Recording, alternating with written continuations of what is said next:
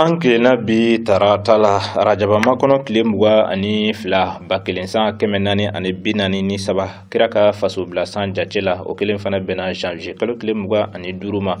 san bafla ani samgan fila Nabila Isa ka bangni san jatela horonya dabrani swantiba che muso demsen amna bakoro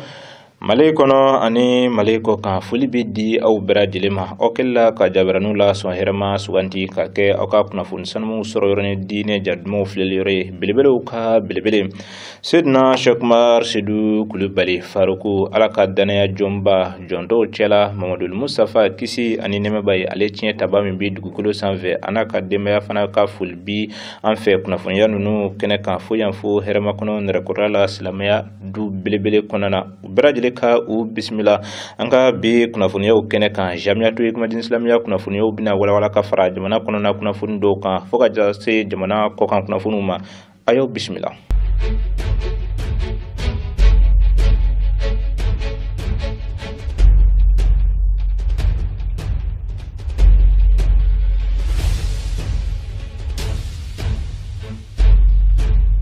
Ziara 1443-2022 Baum kone aleka hinelasi bilibili mini obi ke ala sona abaro brajile kunjela kari rajaba makono kile muga bakileza kemenani binani sabakra ka hijra sanjache ula janvier kalo kile muga ani saba sam bafla ani samgon fla bako jikroni misir bilibili kono ni do kalankene ba osigiliye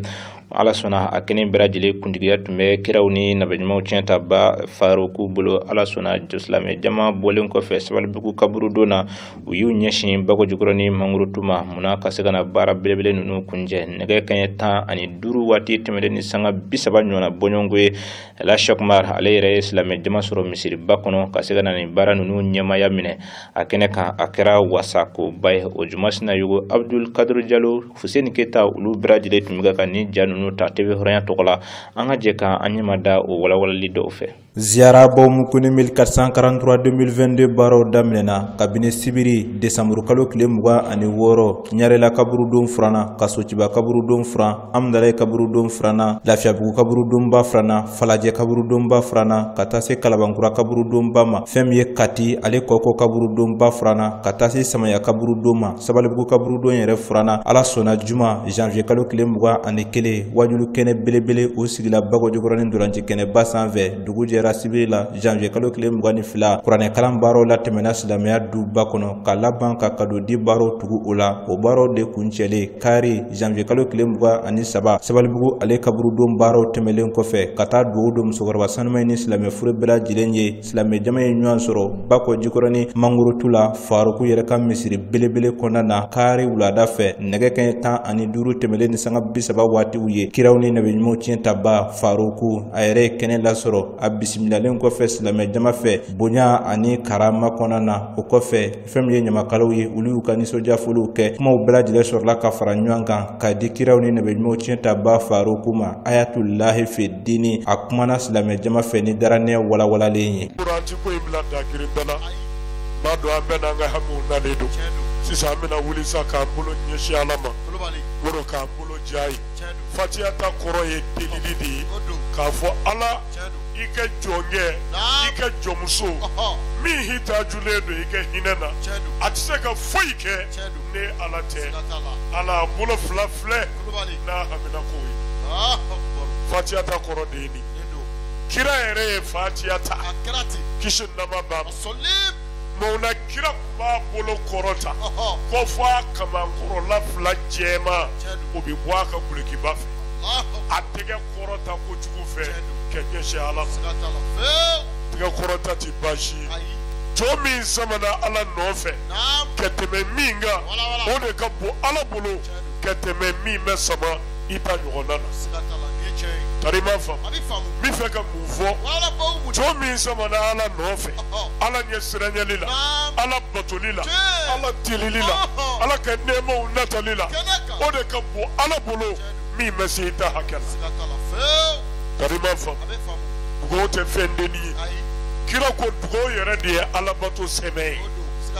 limania semede ko de dugowi so mo nie ma o ma chesrile dugola Niska biga ala dane ala itaki. Niska biga ala nyesranya la. Iticha siri dugola abada. Niye maoma chesiri lei. Dugola. Ka dumini aka.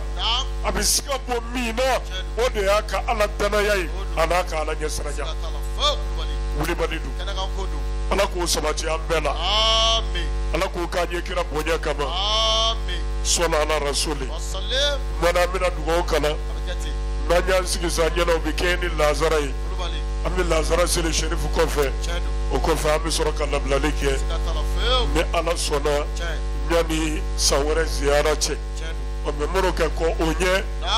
Tuma chama mbabi isra lakana. Apilibili toyi. Isra wal miraji. Kiraka sala yele. Anaka suratama. Akara rajaba kalu inekon. Arajaba ine la ala ye Muhammadu Mustafa inviti. Ke bona ye maka. Ke dali yoro be jirala.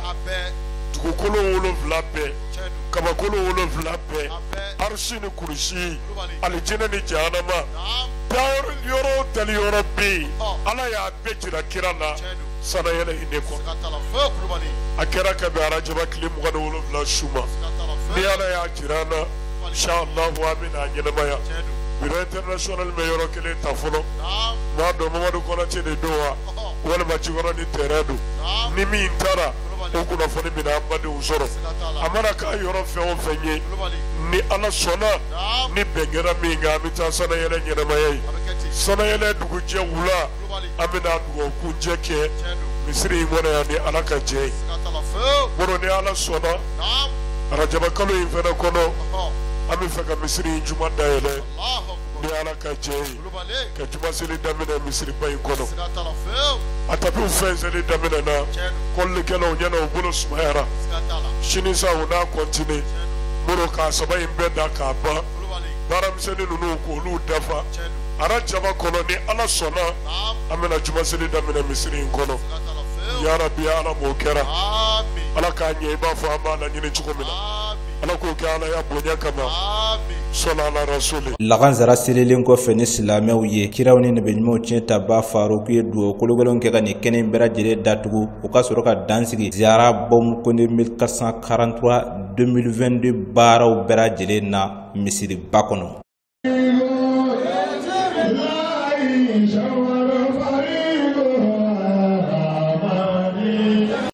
Alhamdulillah me do de ke hal sisam sugurba sanmay alaga hine ani islame fure bradilena ambita jamana konona kunafununa jamana nyemo hamna koy anga chakedaw bradile kase ka yirwa chakedaw fana dundi yirwa ni barake minonte ode ato franjala fanga jamana nyema colonel Assimi Goita ayi ngania ba dota kase ka subhana manjindo nangu o mako ordinateur o keme ani biduru ni ko ka udi chakeda belebele do mahamuna uka baro bese ka tele chogumna ni bara nunu bradile kundiya tumbe kuluba famaso yere konyana bola doblo ni angwa mako secrétaire général de la présidence o ale kunye ni kenen bradile mahnyema hale yere de ni mine nunu di atiku uma franjala fanga jamana nyema colonel Assimi Goita togola akera ni soja ko bay minu fana ye ni baraka mine nunu soro ulabana ka jira ka foku una o chesi ani wulika jo buloda mine nunu dira uma kama ukase ka sabati o jato fana fleni Mamadou Oulale ale min ye kuluba famaso yɛrɛ ko ɲɛnabɔla n'ango ma ko secrétaire général de la présidence ale de bilale filɛni ni baara belebele ɲɛmaya la ni o ye ka se ka subahana manjin dɔw di Mali cɛkɛda belebele dɔw ma min hakilina bɔra Faranjila fanga jamana ɲɛma colonel Assimi Goita la muna yiriwa kundala jan ani u ka se ka baara kɛ ni nin waati yɛrɛ subahana manjinw ye n'i y'a ta k'a lajɛ a dira cɛkɛda belebele dɔw ma o dɔw ye Kulukoro an ka wolomasiri tabaw ka kalanso min bɛ n'ango ma ko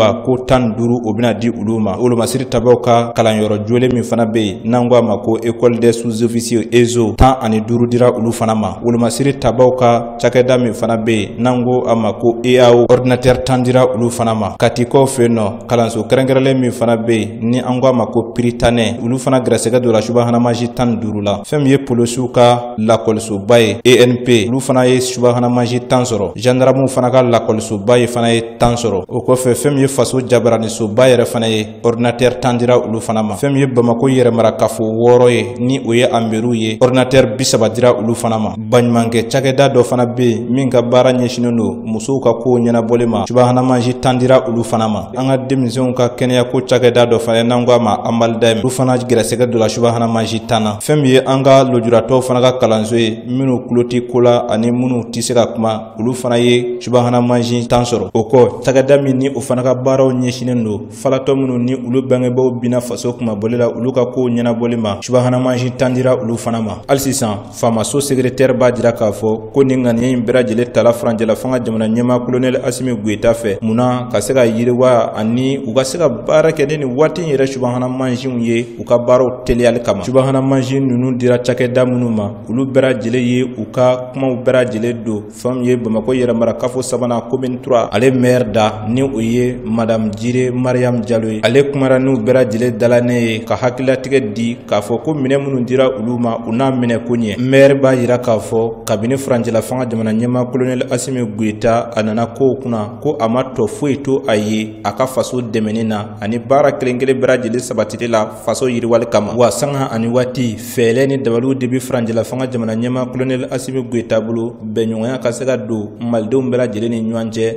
bɛnɲɔgɔnya min ye fɛn ye n'a ti jamana o jamana kɔnɔ o ye tomo ye maire b'a jira hali sisan ko olu minnu yɛrɛ ye nin minɛ ninnu sɔrɔ ko nin kɔni kɛra dalilu kɛnɛkanta ye olu bɛɛ lajɛlen bolo k'a jira k'a fɔ ko a dira olu ma de munna u ka baaraw bi se ka teliya fasodenw olu makow ɲɛnabɔli la ko maa bi don dɔ kɔlɔn se don dɔ minɔgɔ kama maɲuman bonda misali bi i n'a fɔ nɔvɔntu ni dɔ tigɛra dɔ bɔ mɔnɔbɔ ela Cheikhumar Seydou Kulubali Faruku a wulila ka jɔ ni Alahu subhanahu wa taala ka diinɛ a kelen Ala sɔnna ma bi ka tiɲɛtabaw di a ma hali n'a yɛrɛ ma se ka kɛnɛ min sɔrɔ Ala ka jɔnw nimisi bi wasa tɛnɛ don kalan kɛnɛ kan kununko ka bɛn arajaba kɔnɔ tile 21 ma 1443 kira ka hijira san jacɛla janvier kalo tile 24 san 2022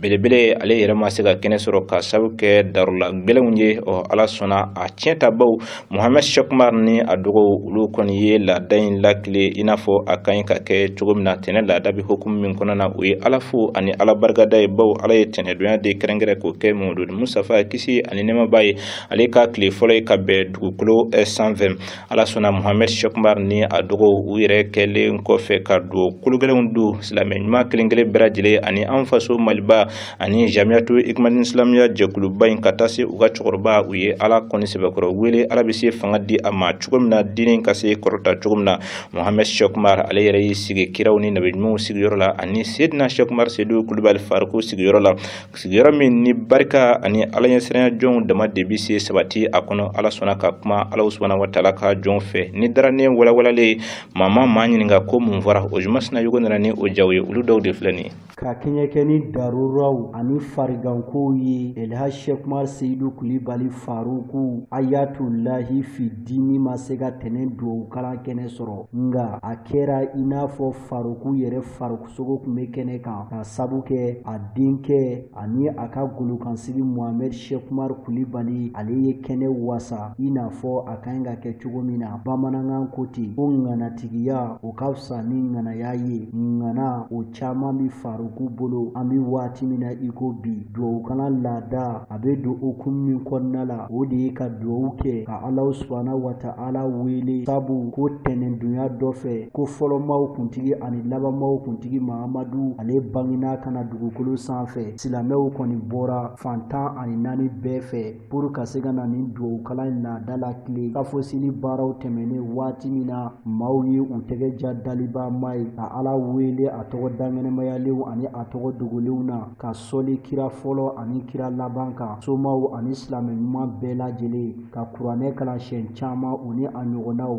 o baara ninnu bɛɛ tɛmɛnen kɔfɛ ka bɔ yen waati min na Mohamed Cheikhumar Kulubali a y'a sigi a fa sigiyɔrɔ la ka Alahu subhanahu wa ta'ala ka jɔnw wele ka na dusukun jɛlenya ma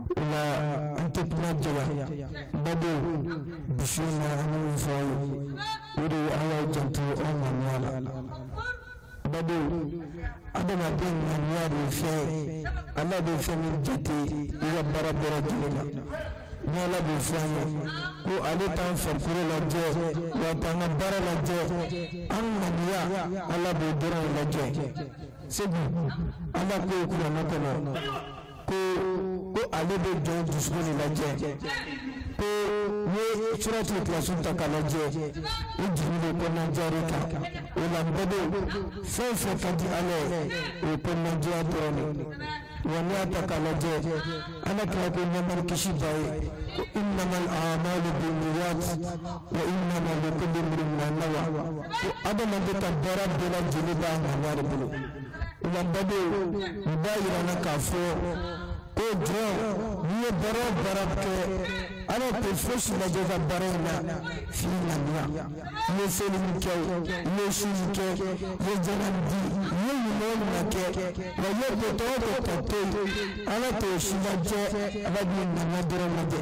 n'a y'a sɔrɔ n'i y'a dabɔ ale ala kama tigitigi o la bɛɛ bɛ baara ɲɛ tɛ n'i ye baara kɛ k'a ɲɛ ala t'o lajɛ ala bɛ mun lajɛ i ka baara dɔrɔn na i ŋaniya sabu mɔgɔ dɔw bɛ yen u bɛ baara dɔ kɛ walasa mɔgɔw k'a fɔri bɛ nin kɛ walasa karisa k'a fɔ o la segu o mɔgɔ suguya o suguya n'u taara lahara jɔ don u bɛ fɛn ka sara kɔrɔ n'u taara kiyama jɔ don u bɛ taa fɔ ala an ye nin baara bɛɛ kɛ e ye wa an munna sara nɔfɛ ala ko an ma kɛ ne yɛrɛ tiɲɛ don ne de y'aw bila nin baara in na wa o ye nin baara in kɛ nka aw dusukun na aw ma mɛn sini ma a y'a kɛ walasa mɔgɔw k'a fɔ wa a y'a dɛmɛ mɔgɔ minnu k'a fɔ a ye t'o min fɛ yen olu bɛ baraji bɛɛ ma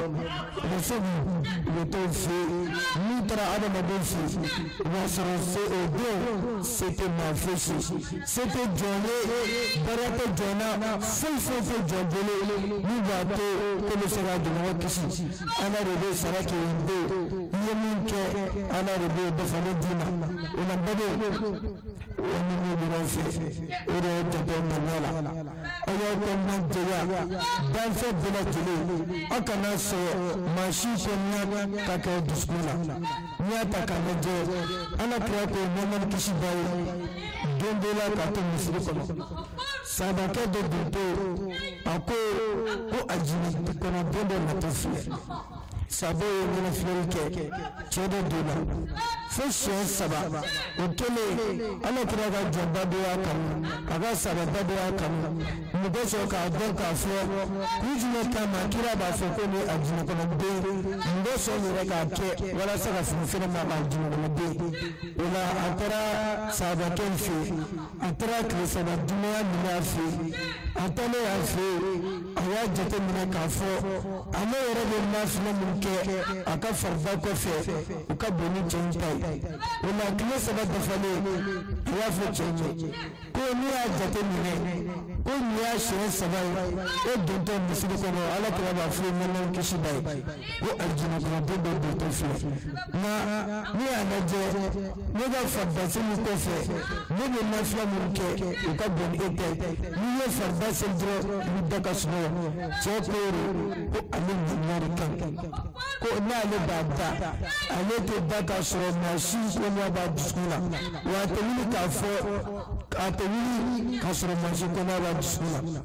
o la baden adamaden ŋaniya de fɛn bɛɛ ye adamaden n'i ŋaniya man ɲi i tɛ don alijinɛ kɔnɔ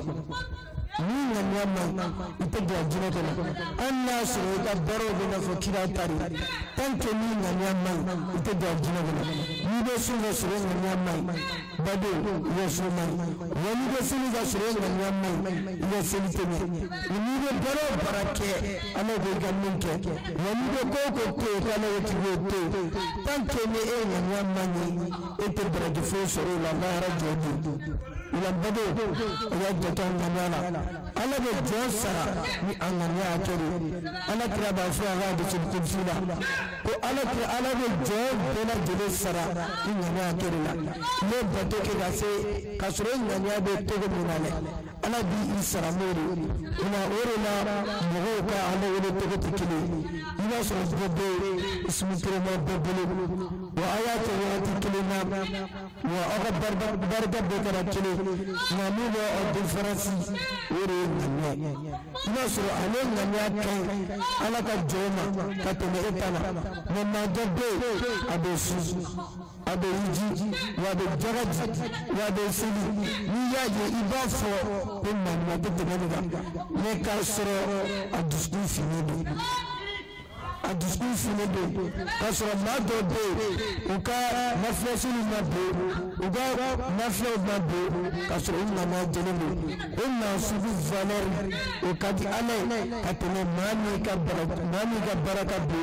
نانا نامي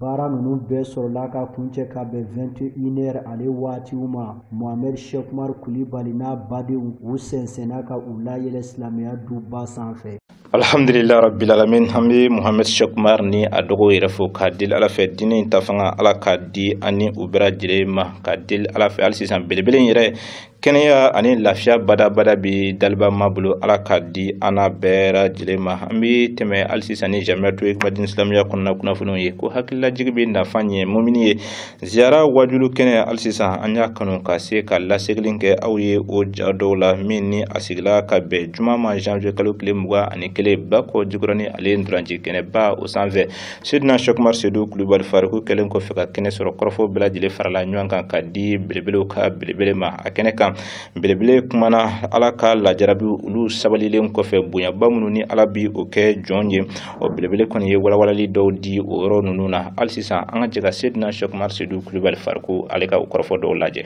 O la masa Suleiman alayhi salam n'o ye Dawuda den ye a n'a kɛ jama bɔra. N'o ala bɛ tɔɔrɔ dɔ se mɔgɔ ma kuma dɔ la a b'i degun kosɛbɛ. Mais wallahi n'i y'a sabali hɛrɛ de b'a kɔ. Ni Sulemana min filɛ nin kelen de don diɲɛ kɔnɔ a ɲɔgɔn 2 nana. Sulemana kɛra masakɛ ye roi ye a san 12. Muru a ye fiɲɛ commandé fiɲɛ b'a laminɛ depuis a si san 12. Sulemana si bɛɛ na kitabu fanba bɛnna min kan san 50 walima san 55 masa Sulemana ma tɛmɛ o kan. A ka ɲɛnamaya si a ye min sɔrɔ kɛ fɔ an ye maa ma ɲɔgɔn sɔrɔ wa kɔfɛ a ta ɲɔgɔn bɛ kɛ. A yɛrɛ o de fɔra bi ikfirli wa habli mulkan la yanbaghi li ahadin min ba'di innaka antal wahhab. A y'o de fɔ a ko ala yafa ne ma segin ka masaya nin na min bɔɲɔgɔnko ti di maa wɛrɛ ma. Ne Sulemana kɔfɛ e de ye nin masa ye. Rabbi ighfirli wa hab li mulkan la yanbaghi li ahadin min ba'di innaka antal wahhab. Tarima fa mura ko ala yafa ma segin ka masaya nin na ne kɔfɛ min bɔɲɔgɔnko ti di maa wɛrɛ ma. Ala ko a ma ko n sɔnna n ye fɛn bɛɛ mara d'i ma n'a y'i bɔ mɛlɛkɛ la. N bɛ fɛ ka mun fɔ Sulemana in a welela ko Dawuda den, e ka ɲininkali kɛ ko Dawuda y'a sɔrɔ cogo di. Masa Dawuda muso 100 de tun b'a bolo. A ye muso 100 de furu. A ye den 100 sɔrɔ denkɛ cɛ 100. Dabu bɛ na n'a ye cogoya min. Karima faamu. A ye den 100 sɔrɔ Moro. Den 100 in bɛɛ ye muso furu. Muso furulen kɔfɛ u y'u da ka sa de don n'a dugujɛ. Dawu dɔw bɛ na n'a ye ko den 50. Moro den ninnu bɛɛ sara. Dawuda ye mun fɔ a ko ala ye nin ci n b'i fo k'i barikada e de ye den ninnu di ne ma wa e de y'a bɔci na ala y'a mɛn tɔɔrɔ n y'a sabali k'a ko ɲɛ sigi ma. Ala ko Dawudu denkɛ cɛ 100 o bɛɛ selen kɔfɛ cɛya ma o bɛɛ ka sa e mɛ fitiri waleyara ne ala ma i mɛ kuma fila fɔ i m'a bila minɛ wɛrɛ kɔnɔ i mɛ kafiriya f'i y'o sabali ne kama. Dawuda ye nin ci e y'i ta kɛ ne ala fɛnɛ bɛ na n ta kɛ n ye denkɛ cɛ 100 de d'i ma k'u bɔ si la mais n bɛna denkɛ 1 d'i ma o jɔyɔrɔ ka bon denkɛ cɛ 100 jɔyɔrɔ nin ne kɔfɛ a ye Sulemana sɔrɔ moro hali n'a danna Sulemana kelen ma Dawuda wasara denko la Kulubali don o la n bɛ nin yɔrɔ f'i ye mura a kɛra tɔɔrɔ o tɔɔrɔ ye ni ala de y'i kɛrɛnkɛrɛn n'o ye jɔ a sabali i k'a koɲɛ sigi ala ma bilahi bonyaw de bɛ tɔɔrɔw sabalilen kɔfɛ sabali kɛ gwɛlɛ dɛ muru n ko sabali kɛ gwɛlɛ ala yɛrɛ ko ne faralen don sabalibaw kan inna allaha ma sabiri ne alaba ne yɛrɛ faralen don sabalibaw de kan sabali ye koba ye ala ka sabali di an ma ala k'o kɛ kira bonya kama sɔla ala rasuli jɔyɔrɔ bɛ ala bolo bonya na ala t'o di jɔ ma abada f'a kɛ tɔɔrɔ gɛlɛn dɔ da i kan i k'o kun k'o sabali ala kama o de kɔfɛ o jɔyɔrɔw bɛ sɔn a kana o y'an ka bɛɛ nana masumadenni de sɔrɔ tɔɔrɔ t'a la degun t'a la sɛgɛn t'a la a bɛ ka kɛ yɔrɔnin kelen ye malakɛ o ti ɲɛ a bɛɛ la dɛ la bonyaw bɛ olu ti sɔrɔ abada fo sabalibaw kɔfɛ ni degunbaw ye o de kɔfɛ o bonyaw bɛ sɔrɔ ala ka sabali di an ma ala k'o k'an ye kira bonya kama sɔla ala rasuli ziyara dugu jaabi an t'a fɔ an b'o fɔ muru maa o maa ye san 1 ni 2 k'a la bɛɛ ye dɔ y'a la dimanche tɛmɛnen a kun kɛlen don san suuru yɛrɛ ye bilahi an nalen kaburudon fura la muru i b'a fɔ de ko dugu jaabiw kun sigilen don k'a makɔ maa joli hamina ko la minnu ni ala y'a tɛ dilancogo t'a la ne ni nin hami nana ziyara tɛ fɔlɔ dɛ n nana yɔrɔ furan na n ye n ka hami fɔ ala sɔnna a dilanna n ye nin fɔ ala sɔnna a dilanna an y'a caman fɔ y'an ka sigiw la a caman sigiw bi kɛnɛ kan. Ayiwa alhamdulillah an bɛ belebele fo si kuntalajan hɛrɛma ala k'o kalifa a n'a bona bɛɛ lajɛlen na musokɔrɔba sanuman ni silamɛ fure bɛɛ ala ka hinɛ u bɛɛ lajɛlen na an bɛ taa jamana kɔkan kunnafoniyaw la o juma sina ye k'u ka ja sɔrɔlenw de filɛ.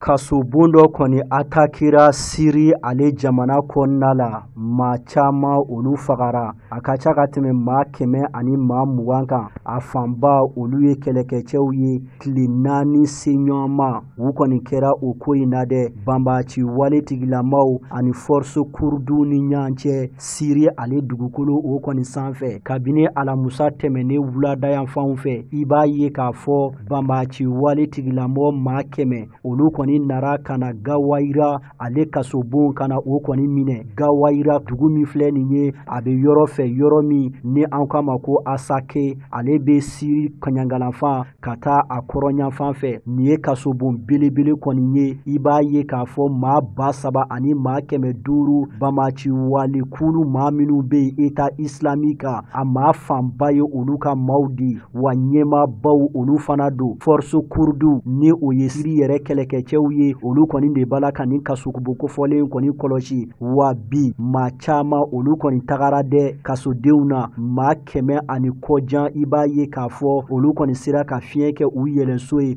wa jan donna mobili dɔ la o fana ko tɔw kɔni gɛlɛya nin kaso kofɔlen kɔni atakeli min kɔni filɛ nin ye i b'a ye k'a fɔ a mɛnna k'a sɔrɔ a ɲɔgɔnna kɔni tuma den ka kɛ o cogo kelen fana don kurdiw ni o ye autorité kurdiw ye olu ka kɔrɔfɔla u y'a yira banbaaci wale tigilama maa 12 ka bɔ jamana 50 kɔnɔna la olu de bɛ nin kasobon kofɔlen kɔni kɔnɔna la wa u ye jalakili bolo kɔni ta k'a ɲɛsin diɲɛ seleke 4 tɔnbaw ma ani halibi jamanaw ma jamana min ni olu kɔni tɛ ka sɔn k'u ka maaw bɔ nin kaso kofɔlen ninnu kɔnɔna la.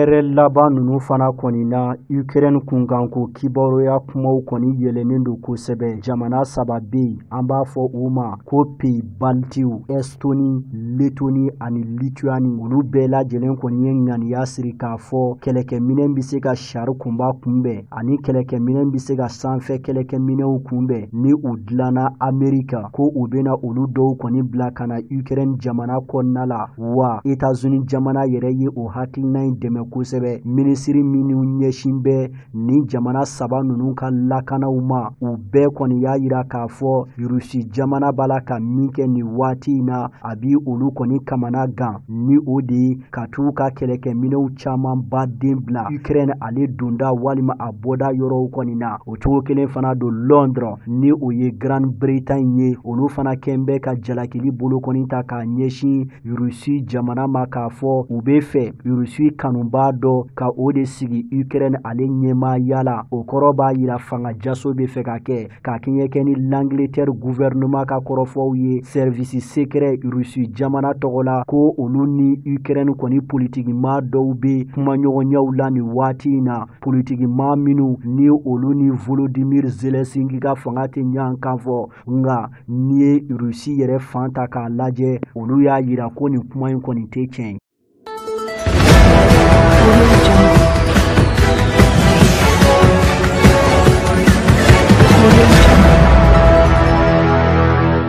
Nisɔgoya taama kɔni sigira sen kan Nazarala fantan ani 4 bɛɛ fɛ dɔgɔkun furancɛ in kɔnɔna la pour ka se k'u ka nisɔgoya yira liberté, bɛɛjɛ fanga, adamadenya hakɛw ka se ka olu kɔni lafasa. Nin ye nin nisɔgoya taamakɛla ninnu kɔni ka wulikajɔ ye. An bɛ taa Bruxelles, i b'a ye k'a fɔ maa caman olu kɔni bɔra k'u ka nisɔgoya taama yira. Maa dɔw yɛrɛ fana tun bɔra hali jamana gɛrɛw kan minnu ko liberté ka ɲi ka lafasa, démocratie ka ɲi ka lafasa, droit de l'homme ka ɲi ka lafasa, ka se ka na o baara ninnu bɛɛ kɔni jukɔrɔma tinti u ka gafew sanfɛ. I b'a sɛbɛnlen Europe Unie ni o ye européens bɛɛ lajɛlen ka fara ɲɔgɔn kan. O kun tun ye nin maa kofɔlen ninnu ka kumakan ye. Ni an taara Barcelone, Athènes, Helsinki, Stockholm, Paris, nin fɛnɛ kelen kɛra nin yɔrɔ kofɔlen ninnu bɛɛ lajɛlen kɔni na ka ɲɛsin u ka ɲɛmaaw ma. O tɛmɛnen kɔfɛ ka bɔ yen Bilbaokaw fana fɛ Espagne jamana kɔnɔna la nin nisɔgoya taama kelen fana kɔni sigira sen kan. Bi bɛɛ kɔni wililen don k'u ɲɛsin u ka ɲɛmaaw ma pour bɛɛ lajɛlen sago bi se ka kɛ i n'a fɔ jamana ɲɛmaaw sigitɔ u ye o layidu ta cogo min na.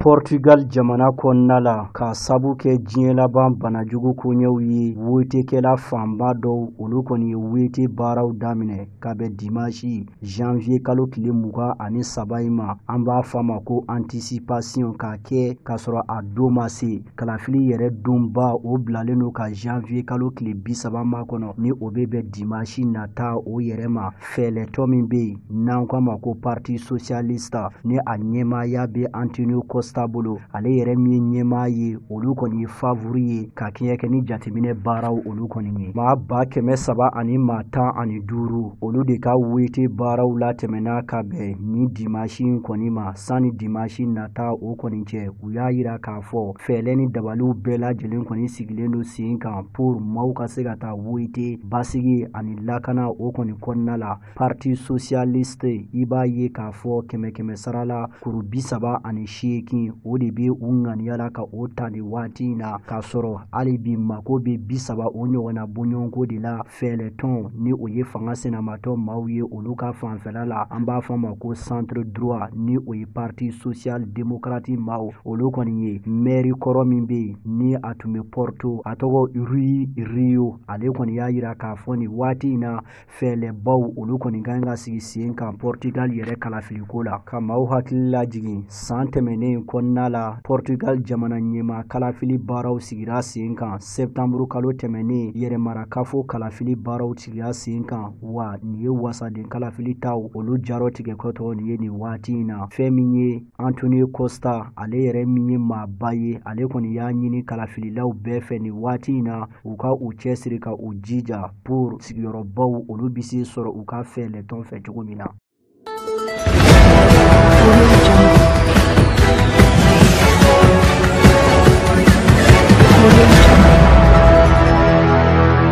farikolo ɲɛnajɛ bina kun kan diɲɛ seleke naani ɲankunbɛnba n'an ko a ma ko coupe du monde 2022 a ka ɲi ka gosi Qatar dugukolo sanfɛ samedi tɛmɛnen a bɛ fɔ fɛn min ma ko tirage au sort barrage a bɛ o kɔni ko fɔ farafina bina kun kan o kɔni tirage baaraw sigira sen kan équipe 10 farafina kɔnɔna la yan i b'a ye k'a fɔ olu de ka ɲi ka ɲan kunbɛn marisi kalo laban olu la Cameroun jamana ale bɛna Algérie jamana ka olu kɔni bisimila ni waati in na dɛ wa a bɛna kɛ tagani ka segin okumu olu kɔni kɔnɔna la Egypte jamana ni Mohamed Salah bɛ olu bɛna Sadio Mane ka Senegal bisimila Mohamed Salah ani Sadio Mane olu bɛɛ lajɛlen bɛ ntolaci Liverpool kɔnɔna la Angleterre ale dugukolo sanfɛ Ghana jamana ale fana bɛna Nigeria jamana ka o bisimila olu jamana fila bɛɛ lajɛlen kɔni bɛ l'anglais kan ka o fɔ wa u bɛɛ lajɛlen bɛ farafina ale kɔni tilebiyanfan fɛ i n'a fɔ Senegal ale bɛ farafina tilebiyanfan o fɛ cogoya min kɔni na o cogo kelen fana don Maroc ale fana ka ɲi ka République démocratique du Congo ka o kɔni kunbɛn ɲɔgɔn ɲa anw ka jamana ni o ye Mali ye sa ani Tunisie ka ɲi ka masaran ka sɔ ka o fana kɔni kɛ ta la Coupe du monde 2022 ni a ka ɲi ka taa Qatar a baaraw bɛ nun don novembre kalo tile 21 ka taa kuncɛ décembre kalo tile 18 na. Hɔrɔnya jabarani suwanti ba cɛ muso denmisɛn mabakɔrɔ nin bɛ kɛ sababu ye ka dansigi anw ka bi tarata don arajaba makɔnɔ tile 22 bamanankan kunnafoniw na janvier kalo tile 25 san 2022 ni ala sɔnna ka sini jira an na ni ala ma basi foyi kɛ aw ni hawa gino bɛ ɲɔgɔn sɔrɔ a bɛ kunnafoniya wɛrɛw di aw ma min ni si tɛ kelen ye kibaru minnu bɛ yen an na olu da aw tulo kan Isra wal miraji ni o ye kira ka sanayɛlɛ n'a ka suratama ye sa an bɛ arajaba makɔnɔ na ni kalo in de sara arajaba kalo de bɛ jɔ o tile 27 su inshallah taala jamiya to ikmadin islamiya bi deli ka ɲɛnamaya cogo min na o baara cogoya kelenw don ni o ye wajulu kɛnɛba bɛ sigi su fɛ dugu mana jɛ wula a wulada bi ɲɛnamaya ni dugawu kalan kɛnɛba sigili farigo yɛrɛ ka misiri belebele kɔnɔ ala ka kɛnɛw kuncɛ hɛrɛ ani baden na revolution ikmadin islamiya muso denmisɛnninw ka biro sigili a 115 a ala fo na ala barikada kɛnɛw bɛna sigi février kalo tile 12 san 2022 inshallah taala kɛnɛ ninnu bɛɛ lajɛlen ɲɛmaya bɛ kiraw ni nabi ɲumanw tiɲɛ taba faruku ni a bɔnnaw bolo ala ka kɛnɛw sigi hɛrɛ la ka u bɛɛ lajɛlen wuli hɛrɛ ani baden kɔnɔna na sini ni ala ma basi kɛ aw bɛ kibaru wɛrɛw sɔrɔ su hɛrɛ bɛ masaramani bolo ala ka di ni aw kelen kelen bɛɛ lajɛlen ma faso maliba ala ka kulesuma ka ɲɛmajɔ kira bonya n'an karamɔgɔ faruku na bɔnasarimu barika kosɔn sɔli ala rasuli